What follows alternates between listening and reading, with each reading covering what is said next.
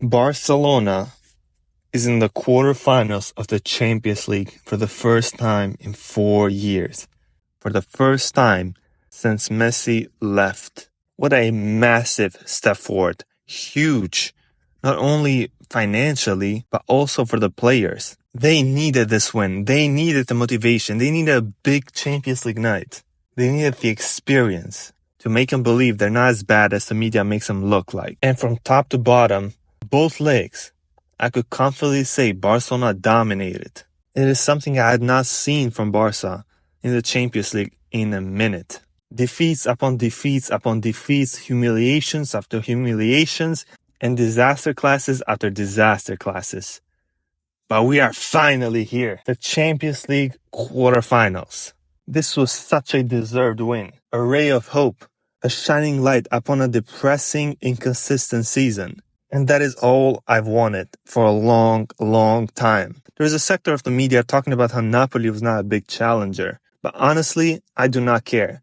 This is not the time for negativity. And I'm going to enjoy every single minute of it. You can laugh at us all you want, but for Barcelona, this is a major step forward in the project.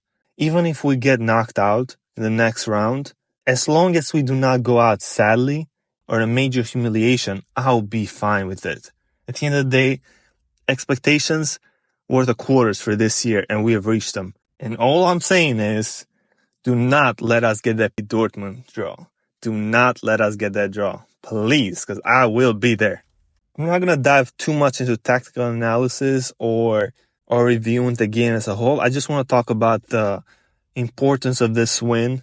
But it was even more sweet considering we did not have Pedri, De Jong, or Gavi in the midfield, and missed out on Balde. That is 4 key players. If anyone comes here talking about how Napoli was not a challenge, point them towards our injury list.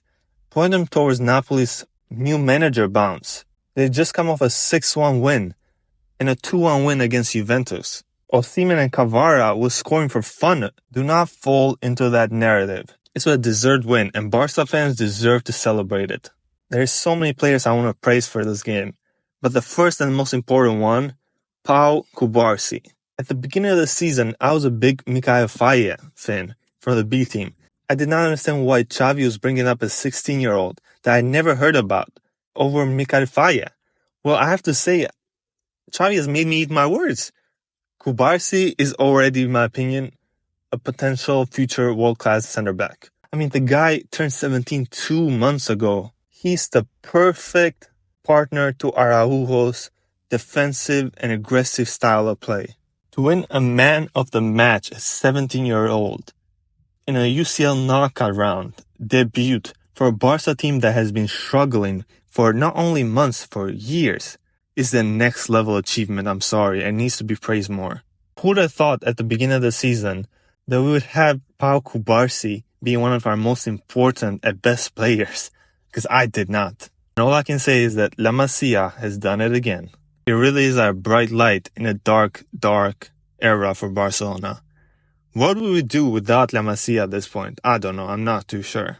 But if one teenager major performance was not enough, we have to talk about yet another teenager, an even younger one, Lamine Yamal. If you want my honest opinion, we're looking at probably a top 5 right winger in the world already. The ease at which he dribbles, the decision making, the creativity with his passing, the speed, the technique, the touch. Lamine is him. For the love of God, please, please manage his minutes, because I would be willing to sacrifice this whole season as long as Lamine Yamal gets proper rest and proper integration into the first team. This is a player with the highest ceiling in football right now. Higher than Mbappe, higher than Hendrik, higher than any other wonder kid. You can call me crazy, but that is my opinion. And not only do I praise his attacking output, but also his defensive and pressing output. The kid tracks back like crazy. In the beginning of the season, I had doubts about his ego. There had been a report that he had had fights with other teammates in the Spanish national team. So I was wondering if this was going to be another player with ego and attitude problems. But so far, I've not seen any issues with Lamine Yamal. I am super happy with the guy. And from 2 La Masia players, we're going to go to 3 with Fermin Lopez. This guy is Gavi and Pedri put together. He may not have the quality of Pedri or energy of Gavi, but he has a little bit of both. And he has that sixth sense of knowing when to appear in the box. He misses sometimes, let's be honest here, but he has a quality that not a lot of midfielders in our team have. The ability to shoot from range, take a shot, take a risk. It's not the first time I've said this, but for me, Fermin is not a 4-3-3 player. If he's put in a midfield 3, I think he does struggle a little bit because he does lose possession a lot. But if you play him a little bit more forward, almost as a full swinger, I think Fermin is an amazing player to have. Whether off from the bench with the energy or from the start, he's a very good player. Do not get it wrong. To be fair, I do not think the guy has world-class potential, but to be a squad player, an important squad player, wow, he definitely has it in him. And that goal was crucial to start the game off. Now going to another La Masia player, we have to talk about Sergio Roberto. There's something about Sergio Roberto. Every time he comes off injury, he has some type of big game performance. I don't know how it happens. This guy in the interior role will always perform well in a big game. I do not understand why. But then he'll play a couple of games and then get injured and then the cycle starts again. He gave a lot of energy to the team. And listen, he did his thing, man. I criticized him. I criticized Xavi when he brought him on, to be honest. But hey, man, he did his thing. Romeo, listen, I do not want to crap on Romeo, but come on, man. This guy, let's just say this is going to be Romeo's last season. What surprised me most about this game was how Xavi played Rafinha as a left winger, something that he has tried in the past against Bayern Munich in his first season. But it didn't really work out. And I was surprised he did it in such a big game. But it worked perfectly. And I think the biggest reason why is because it was a mirror to Napoli's 4-3-3, who also play attacking possession football, who leaves a lot of space in behind. We were able to find Rafinha into space a lot.